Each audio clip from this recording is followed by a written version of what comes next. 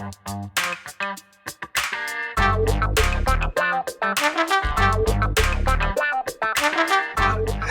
all, Montel here, and thanks so much for tuning into today's Let's Be Blunt with Montel. And today I'm talking with a man who is really shaking things up.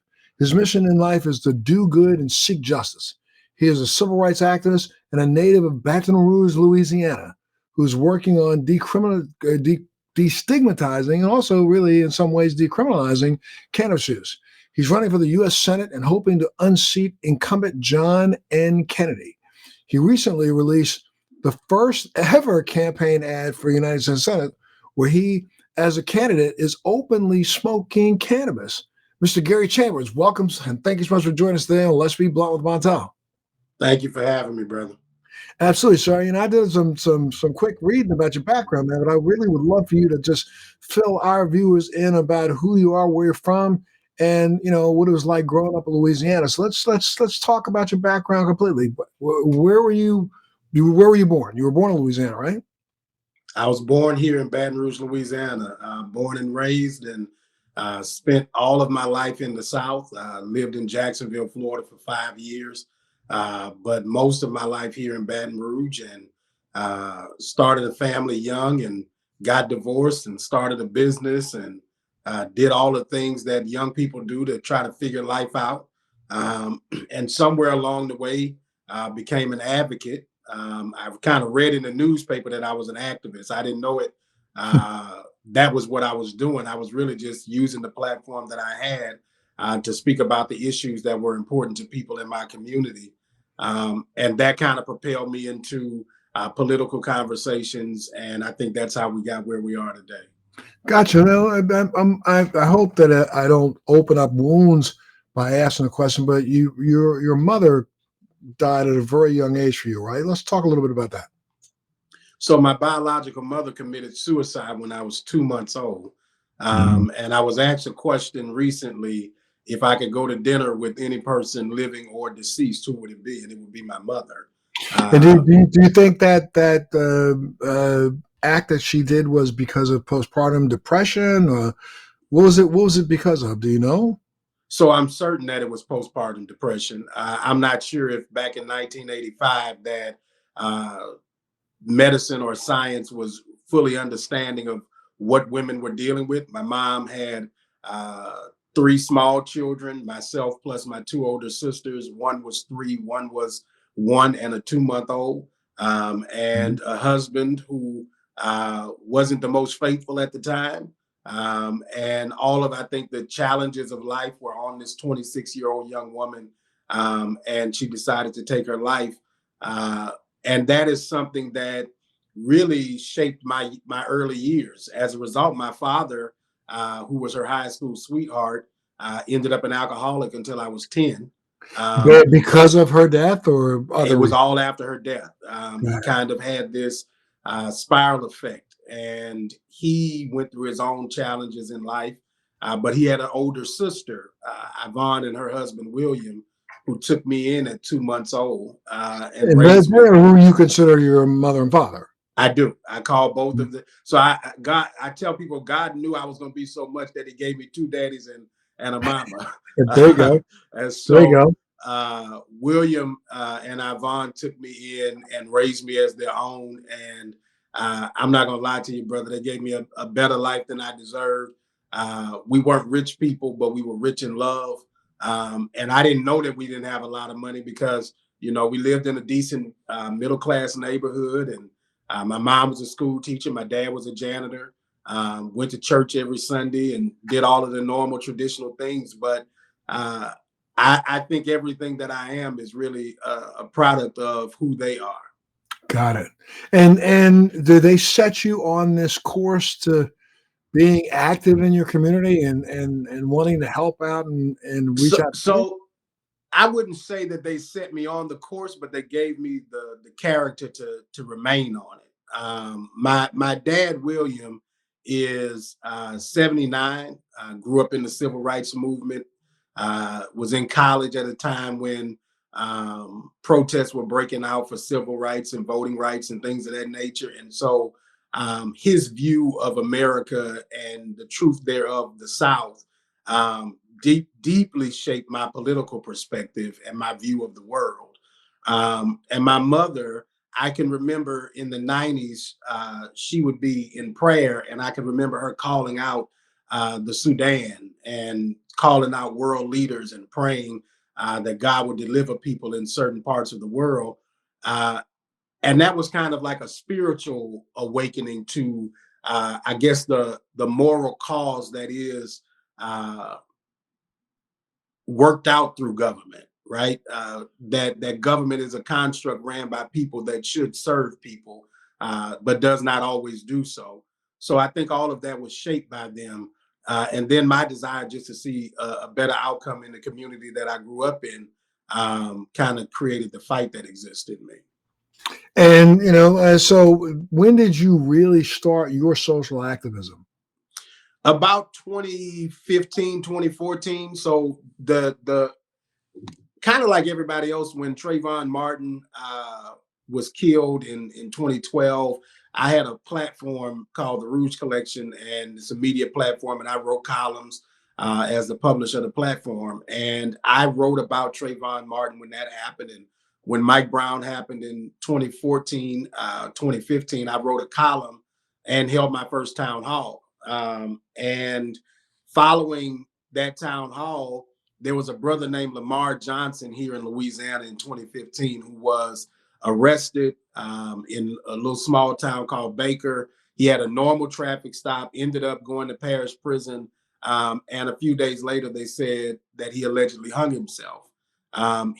His mother was seeking answers. He was in an ICU here in Baton Rouge. And the news reports here would not write about it because they said his death, he eventually died.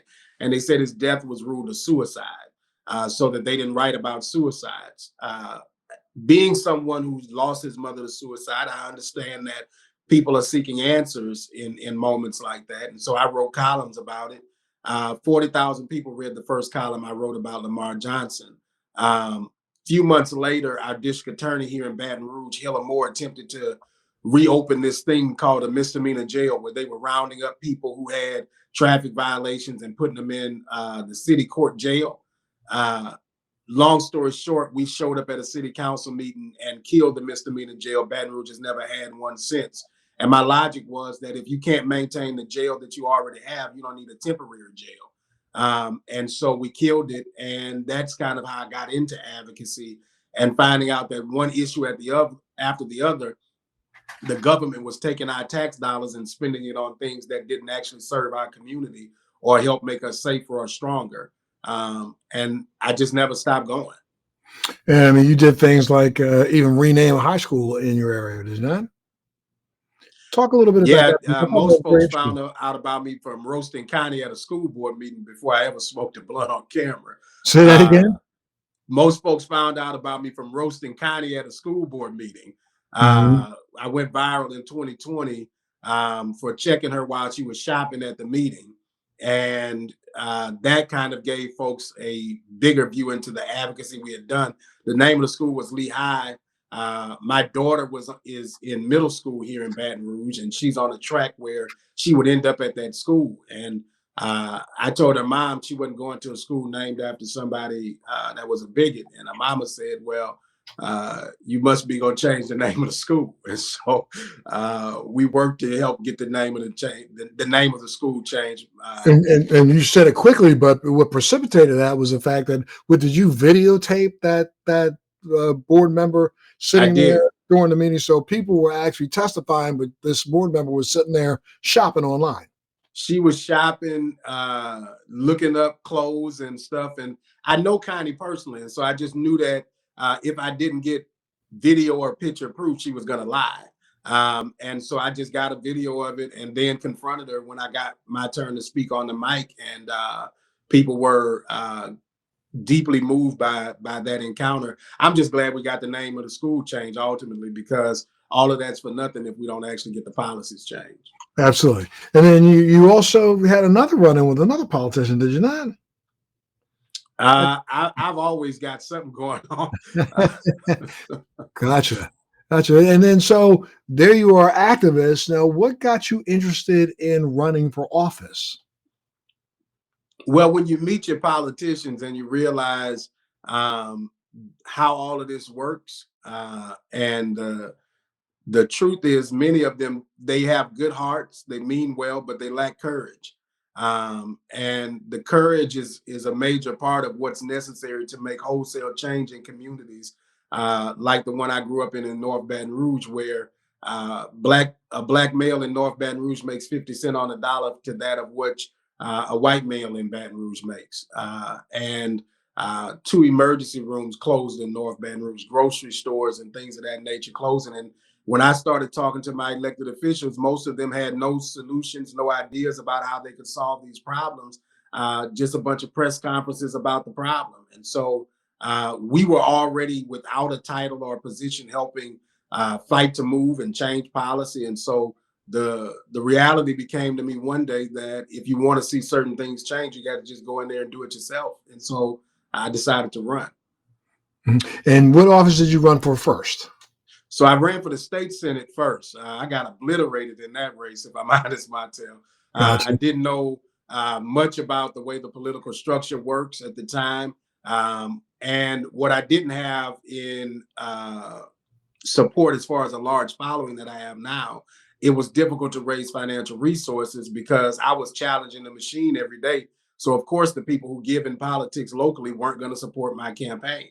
I ran in a congressional race last year for a special election to replace Cedric Richmond, and we missed that election by 1,500 votes.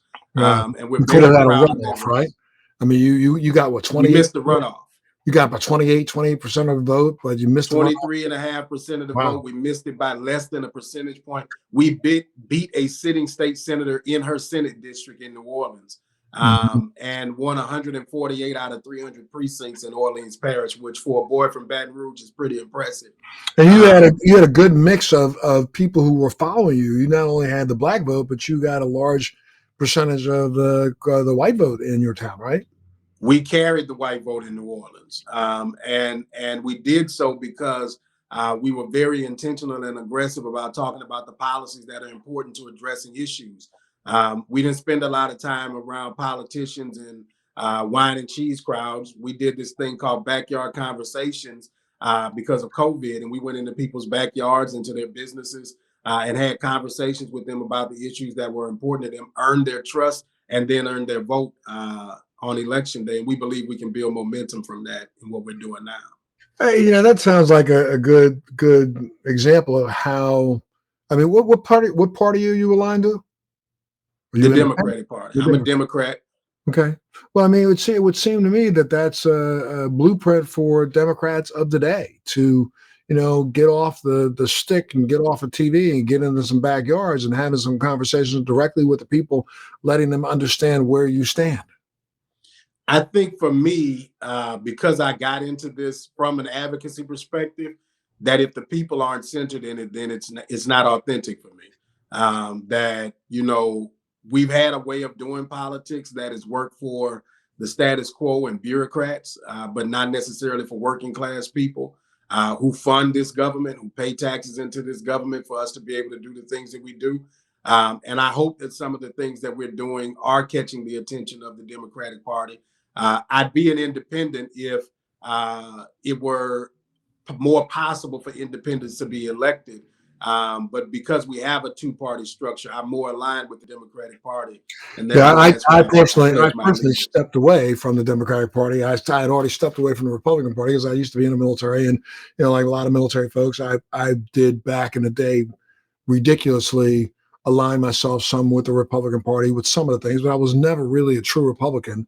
And then I stepped away from the Republican Party, when I recognized that everything they were saying was nothing but lip service, being the party of Lincoln and those kinds of things. And then I tried to align with the Democratic Party, but I found that tough also because, there are some things in the Democratic Party that I can't align with personally because of my own views. And so I am now registered as an independent and vote that way because I believe in voting for the issue at hand, not by some platform that somebody else put forth that I may not agree with. So I understand, but I also understand that we are locked into this two-party quagmire that we don't want to seem to let go of. I was an independent until I think 2008, when President Obama was running for office. I think I changed to the Democratic Party. And I changed to the Democratic Party in part because Louisiana has closed primaries for the presidential election. Right. So if you're an independent, you don't even get to cast your vote for who gets the presidential nomination in the presidential primary process. And so that's how I originally got locked into the party. And then when I got into politics, understanding that every independent I saw run on the ballot in Louisiana, for the most part, lost. And if you were going to get the attention of the demographics of people that you needed to galvanize, you needed to be a part of the party. But I think that there is a day coming that there may be more than one part, more than these two parties that exist, or a revolution of the parties, because I think that where the parties are, both parties internally are fracturing. And where that leaves the country on the other side of them, I hope is a better place where there are more options for the American people. I mean, I think very, very clearly you can see that. I know a lot of people, unfortunately, get caught up in the idea. They think that, Democrat, Republican, that means 50-50. That's not true. I mean, we know nowadays that, the Republican Party only represents probably about 31% of the people in this country, if that. And the Democratic Party represents somewhere between 30, 31, 32% of the public. But that still leaves another 34% of the public out there that don't align with anyone. And so when you see some of these polls that come forth saying, well, 70% of Republicans feel like XYZ. Well, let's get this right. If there's 70% of the Republicans, then, that's literally, there's maybe 60 million Republicans, 70 million Republicans total. So there's 70 million Republicans total. 70% of them is, now we're talking 50 million people. We're not talking about half of the U.S. population. We have 350 million people in this country. So I think people need to start understanding that what we thought was real politics in America of, let's say, the 60s and the 70s no longer exist. And I believe you're right. I think that, coming down the pike, we're going to have representation for that third of this country that doesn't agree. And some of them are, I hate to say it this way, and I don't cast aspersions, but some of them are mindless. They don't seem to care. And because we've now pitted Democrat against Republicans so hard that we have pushback from the political system. So there are those who just say, well, I'm not going to do anything because I don't want to be a part of this. Well, they're not doing anything, not being a part of this will be a part of the reason why we change in the wrong direction. I agree fully. I don't think that we get to take our toys and go home. No. That it's too important. And here's the deal: you can't stop paying taxes. Correct. Right? You're going to pay taxes, and so not voting or not participating in the process is, one, ensuring that people who don't share your views get the opportunity to win, because you're not ensuring that your views are accounted for, and two, it's allowing other people to decide what happens with the money that you pay into the government. And I think that when you personalize it that way, you can do a better job of how you navigate that. Would you suggest that that's something that the Democratic Party needs to, at its top and higher echelon, needs to start talking about? I mean, honestly, it sickens me, some of the messaging out of them that they recognize clearly is nothing more than divisive, in a way to send people scurrying away, rather than recognizing that what they're saying, I get what they're trying to accomplish. However, you are being so divisive in the wording that you send people off on their own little, tirade against a misunderstanding. Well, I think that it's my job in this position right now to do everything that I can to lead by example, and give the Democratic Party an option that they can follow moving forward. And so we're trying to do that with every opportunity we get to speak the truth as we see it, right? To present a different way of doing things. I don't really do nasty, dark attack ads. That's not my thing. But I will make fun of you because I think that people have more of an appetite for humor around some of the things that are divisive in this country than they do you just trying to make somebody look like the boogeyman every day. So Gary, I mean, just talking about it from I don't believe that you put your ad was put together because you were trying to be funny. However, the ad may have come across to some in a weird way. Let's take a look at this ad that you did. And in this ad, I mean, I want to ask you a couple questions about it. So let's take a look at it right now. Can we put it in? Every 37 seconds, someone is arrested for possession of marijuana. Since 2010, state and local police have arrested an estimated 7.3 million Americans for violating marijuana laws, over half of all drug arrests. Black people are 4 times more likely to be arrested for marijuana laws than white people. States waste $3.7 billion enforcing marijuana laws every year. Most of the people police are arresting aren't dealers, but rather people with small amounts of pot, just like me. I'm Gary Chambers, and I'm running for the U.S. Senate, and I approve this message. So wait, my brother, whose idea was it for you to actually smoke cannabis in a campaign ad? So my comms director, Eric Sanchez, texted me a script on Friday afternoon, the week before we dropped the video, and said he wanted us to have a conversation about it. We talked, and my media director, Erwin, the young African-American filmmaker here in Louisiana, we sat and talked about it with Eric. And I had smoked cannabis in a video before in 2021 when we went to California, and used cannabis and don't see the conflict and issue with it, and want to use the platform that I have to destigmatize it and ultimately get it legalized all over this country. And when we were debating whether or not we would do this, we knew that it would create a conversation. The question was, were we ready to be a part of that conversation? And was it going to have a negative drawback on us? The answer in the end was it didn't. Right. I was nervous about whether it would, but it's because I believe of the tone that we took with the ad. We took a very serious tone.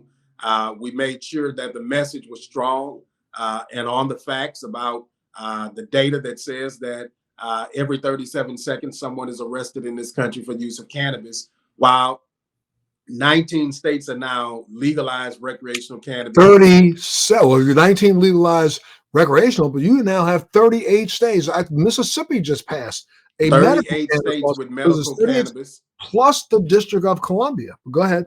And where we are as a country, I just believe that this is a gateway drug, right? But a gateway for us to have new bridges, new roads, new schools, and investment into our communities in a way that we have not seen in some of these southern states. I believe that it's a gateway to new opportunity in new industry in agriculture for specifically young African-American men who may have an interest in farming cannabis that they may not have in farming chickens or hogs or greens, right? And so being able to see a new gateway and a new opportunity for us, and a more equitable and just one, because in a society where we know Black and brown people have been over incarcerated for cannabis use, people are literally still in Angola Penitentiary on life sentences for basically what amounts to simple possession of cannabis, while in California, Illinois, Colorado, and other states, people are now making millions of dollars for something that we have incarcerated people for. And so the real deal is, okay. I was going to say, but tell me about the law in Louisiana. Were you worried about the Louisiana law? You just have a medical program, right? So we have a medical program here, which is extremely expensive for the average person. And Southern University and LSU are the growers for the state of Louisiana. And then it's dispensed to several pharmacies, and you've got to go to a specific doctor to get a prescription in order to get a prescription to go and buy the cannabis from those pharmacies. And so it's not the most difficult thing to do, but it is certainly more difficult than someone who can just walk into a dispensary and get that which they need. Well, now, were you worried about filming? I mean, I guess no one knows what location you were on when you actually filmed that. But I mean, were you worried about there being any pushback saying that, well, are you a member of the medical cannabis community in Louisiana? So no, I'm not. And we weren't worried because The organization I run, Bigger Than Me, helped pass legislation in New Orleans last August that further decriminalized cannabis in New Orleans, where now police don't even stop for cannabis. There are new policies that if you are even cited for cannabis in New Orleans, that it's automatically pardoned by the city council there. And so because of that, we felt comfortable that we could shoot the video in Orleans Parish. But the state of Louisiana decriminalized cannabis this year. As a matter of fact, the legislation passed last year became law this year. So it's supposed to be a citation. I know that all sheriffs in the 64 parishes are not abiding by that at this stage.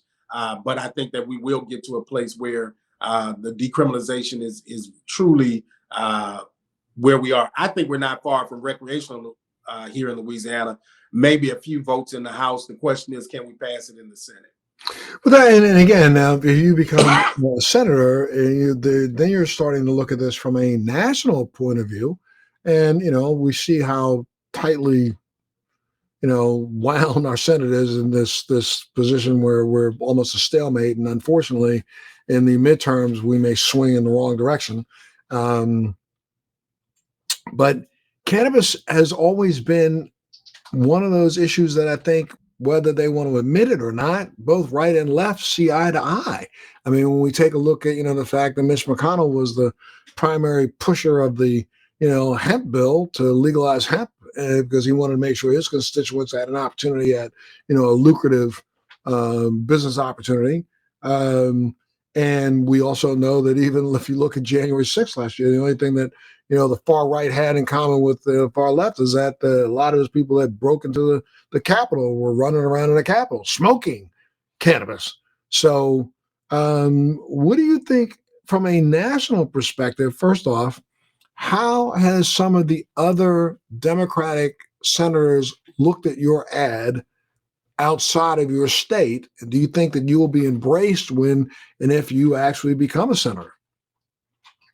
So we have already started having different folks reach out from around the country, and their counterparts are the people who help them make decisions about who they support.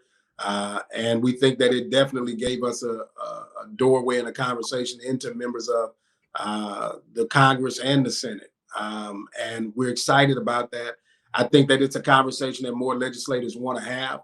I'm not sure legislators are at the point where they're willing to openly use cannabis, but I think that they believe that this is a necessary conversation. But I'm so, and believe me, my friend, I hope that you are absolutely 100% right. But what throws me is that, remember, we had both a president and a vice president running on a campaign claiming that they were going to make some different approaches to cannabis in the first 100 days in office. And they've now turned around and, covered their rear ends and not spoken about it or even spoken about it, in a positive way. I mean, remember, we still got a president. You use the term gateway drug, looking at gateway to opportunity. We have a president who looks at it as a gateway to, a debacle. And, so, and then, as much as we've thought nationally that, the Democratic Party was a supporter of change in this area, most of them seem to be hiding. So I think that's why I think that's why someone like me is necessary, because you need someone who's going to actually push the line on it. We see the power of one U.S. senator. Senator Joe Manchin and Senator Kristen Sinema have used their power to, in my opinion, negatively impact the progress of this country. But one senator could also do the same to positively impact the progress of this country. Because you can leverage your vote with the president. You can have those conversations and lean them in a direction that they may not be there. And I'm not sure we have that advocate in the Senate yet. I think that there are people who are certainly supportive, but to the degree that I'm willing to be, I'm not sure we have a member of the U.S. Senate that way that's there. But I'm willing to be that person and to push the president. And I think that this conversation that we're creating is going to push him. And that's why we're continuing to have this conversation as much as we are in every platform we can, because we think that there can be a national momentum, especially going into midterms where President Biden has delivered on very little that he is committed to. And so the things that he can institute by the stroke of his pen, which is descheduling cannabis is something that we can push, that the president does before midterm elections, the same way he can do something about student loan debts and other things in the environment. We have to make sure that everything within our power to do that can be done is done before these midterm elections, or we will lose pivotal seats around this country, because the American people want results. They don't want to hear a bunch of people making up false promises and claiming that you support something. Show us that you mean that by the legislation that you produce or the executive orders that you sign in order to move this country forward. And so, and I don't know are you aware of, do you know of course you know Redman, right? Say it one more time. Of course you know Redman, right? Yes. Yes. Well, Reggie Noble, Redman started and helped to facilitate the sanctioning of the first national cannabis party that is now a federally sanctioned party. Were you aware of that? No, I wasn't. That's interesting. Yes, absolutely. And though as a registered Democrat, you can still support the initiatives. And I've just recently been brought on as the chairman of the board for the NCP, which is the National Cannabis Party. But we are looking to, hopefully before the midterms, get out here across this country and get people, focused in on the fact that, this has been, a canard, a fabrication for the last 100 years in this country. And, cannabis and hemp could be a saving grace for America if we got behind all of its utilitarian usages, everything from, the fact that we're not just talking about human consumption here, we're talking about a plant that has the ability to actually help when it comes to infrastructure in America, because we do know that hempcrete, which is concrete made from hemp, is stronger, more durable, lasts longer, has the ability to sequester greenhouse gases. We know that we can make fiber, we can make insulation for houses and buildings, we can make ropes, we can make other things that we can actually, cover, municipality structures with hemp, and that hemp will sequester CO2 from the atmosphere. So there are so many things that we can be doing. We know that there's probably about 2,500 uses of the hemp plant, cannabis plant, that we're not even scratching the surface of. And there'll be things that, the NCP is going to be putting forth. I'll make sure that, we get you a little information. I'll let you get your office about that, so that, this might be something that'll help you along the way as we move forward. Because one of the things that the NCP wants to try to do is to raise funding to then support candidates who support cannabis. Please, I really do want to have that conversation. I think it's necessary. I literally was having a conversation with someone the other day about hemp bricks and the infrastructure components that hemp could be a part of for the environment. Yeah, people don't even understand. I mean, right now, I'm involved with a company and what's going to end up happening is, if America doesn't pay attention, we're going to get literally left behind by international innovation. But I'm involved in a company out of Colombia, South America, that is called One World Products, who is headed up by Isaiah Thomas. Remember Isaiah? Isaiah Thomas, NBA fame. Well, Isaiah Thomas has a company out of Colombia, South America, that is right now a publicly traded company. They have around, 1 million hectares of land under contract, and have the ability to grow thousands and thousands of acres of hemp right now, and have already signed a contract internationally with a major car manufacturer so that they can start providing hemp plastics to automobiles. People aren't even aware of the fact that you can make plastic out of hemp. We can also utilize hemp fiber to make graphene, a graphene type product that has more electrical storage capability than graphite. Wow. So, I mean, the plant has endless usages. And, as we just, get stuck in the stupid here in the United States, focusing on one or two usages, the rest of the world is trying to get ahead of us and will beat us to the punch, I believe, in manufacturing other products and goods in hemp. And that's a reason for us to jump on this immediately. Well, I think, go ahead. No, go ahead. Go ahead. You think? I think that everything you just brought to the table is valuable and things that should be a part of the national conversation.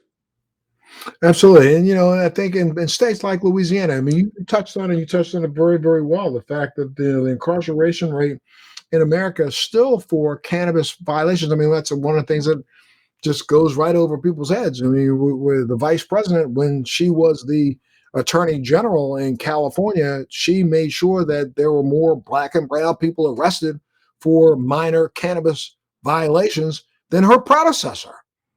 And this is the same person during their campaign claimed that they were going to do as much as they could to help change the laws, but has done nothing since. A leopard doesn't change his spots, brother.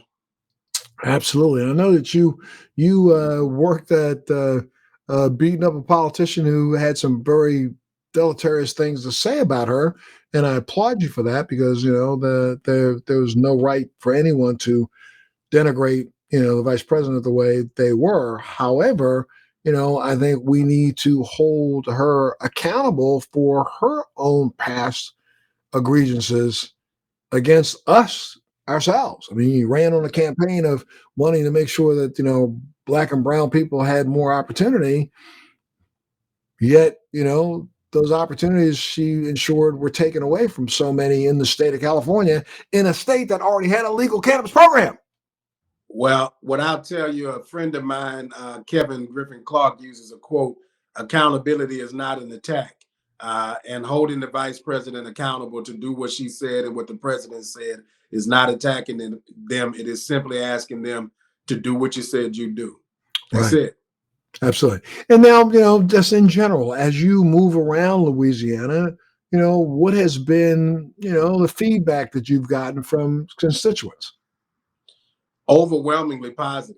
The beauty of this is even the people who don't like it, the people my mother's age who may have some trepidation about it or hesitation, those folks aren't going to vote for John Kennedy, right? And we have turned the lights on to thousands, if not hundreds of thousands of young voters in this state who are now turned on to our campaign, excited about it because they're more relatable to us than they are to probably any other political figure that they've seen. And that sparks the opportunity for them to actually go ahead and Google your website and dig into the other issues that you're focusing on. Give me some of the other issues that you're focusing on other than cannabis. The biggest thing for us is the economy and how do we diversify Louisiana's economy and this country's economy. Cannabis is one way that we can do that. How do we invest in research and technology in a way that allows us to deal with the environmental issues that we have? Louisiana is a state that is ranked 49th in the environment. We have to have environmental solutions that look towards green technology and green options for the future. We're married to the oil and gas industry here, but that doesn't produce a hell of a lot of jobs for us because our economy is ranked 49th in the nation. And what I want to see is how do we build a system or a government that ensures that all of the resources that we're voting on down there as far as legislation is concerned is attached to real problem solving pieces of the pie. How do we make sure that families who are struggling with income, right? This child tax income credit that they have, where families are getting $300 a child. How do we make sure that that's continuing because it's helping us decrease child poverty in this country? How do we make sure that people can earn a livable wage? I'm a small business owner, and nobody that works for me makes minimum wage because at the end of the day, if you are employing people but they are still needing government assistance, then we're not making sure that people are fully gainfully employed. And those are things that we can address at the federal level and strip away states' ability to make this a winners losers game in America, but rather one where the government works for everybody. Absolutely. And now just let me shift you for a second out of Louisiana, because again, if you win your race, you will be in DC and dealing with the quagmire in DC. It just seems that we are at such a stalemate. I mean, how can you convince those on the other side of the aisle to stop hating and start to listen? Because I mean, all I see is just groups of politicians who hate each other rather than even willing to listen to, the topic at hand. I can't believe that, Senator Manchin, who knows the constituency and knows his supporters in West Virginia need, jobs. They need infrastructure. They need, that family, that child credit. They need help in childcare and minimum wage. Will just say no, no, no, no. I met Senator Manchin, and in my conversations with him I had years ago, I didn't see the same person that I see get in front of the TV, who just seems to be there now to dig or bang in a deeper wedge. What do you do, my friend, to see if you can get some of these people to at least sit down and have a conversation? Well, I think first you just start by doing just what you said. Try to sit down and have a conversation with people rather than spending all your time talking against them before you had an opportunity to share ideas and perspective. The other part of that is to be very strategic about growing our own party and making sure that more people that share the same views get elected, and being more strategic about that. Republicans, for better or worse, are working 10 years down the line to figure out how they're going to win elections. We have to have that same level of strategy and intentionality if we're going to grow our margins and ensure that more people with our perspective are there to vote, and creating a conversation where we stick to the issue more than the ideology. Because if it's good for Kentucky or Louisiana or California, it's good policy. Right? And how do we have a conversation about what is good policy for every portion of this country? And if you start there, I think that there will be some people that you can find 2 or 3 things that you can agree on. And maybe there's everything else that we fight like hell on, right? But what are the 2 or 3 things that everybody in this country says we want to get done to help people on? And let's get those things done. I mean, as we see bridges collapse before the president makes speeches and things like that, we know that that's happening all over America. I mean, the big argument that was going on yesterday was, again, over policing.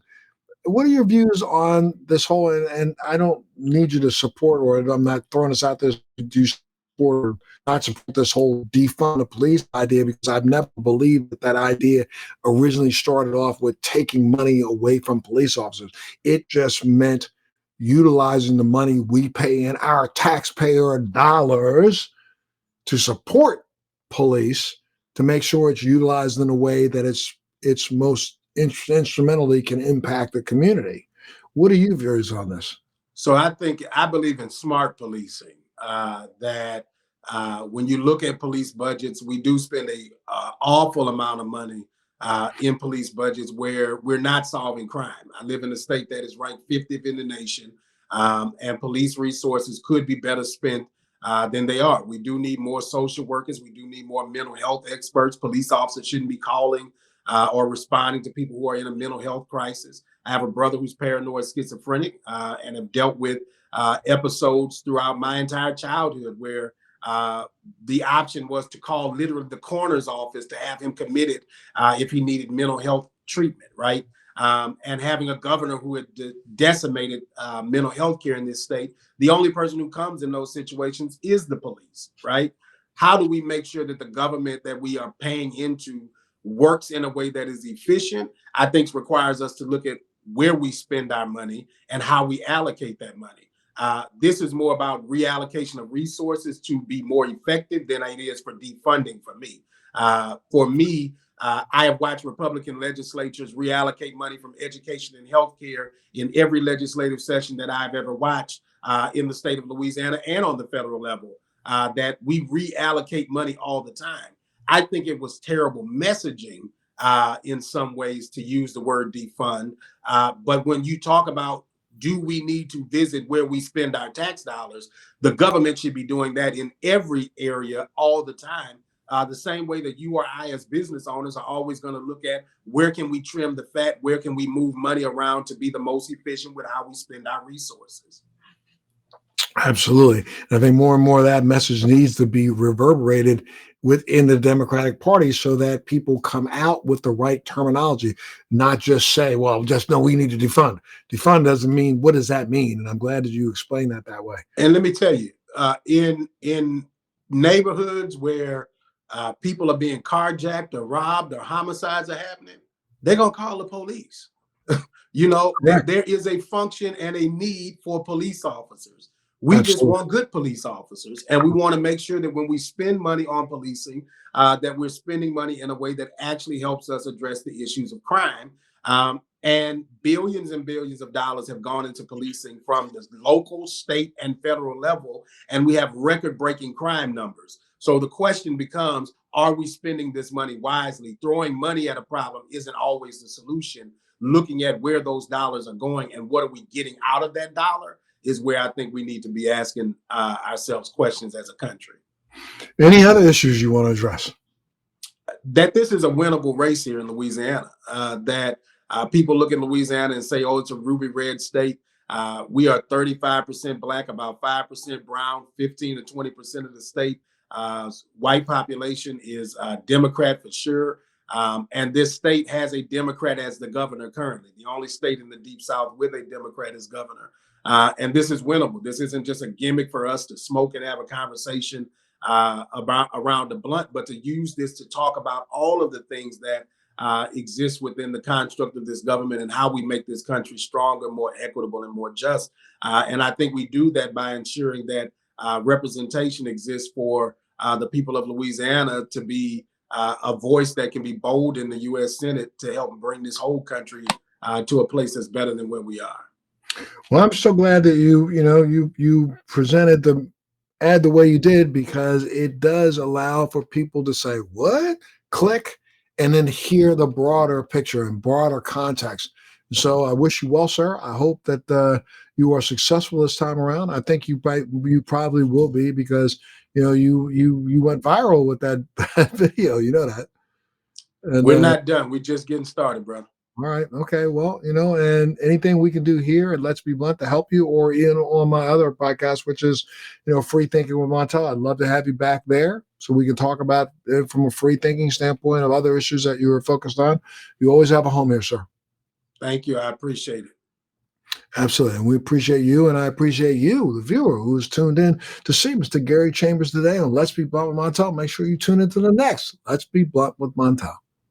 Thanks for joining me on Let's Be Blunt with Montel. Please make sure you're subscribed and hit the bell to be notified when new episodes post each week.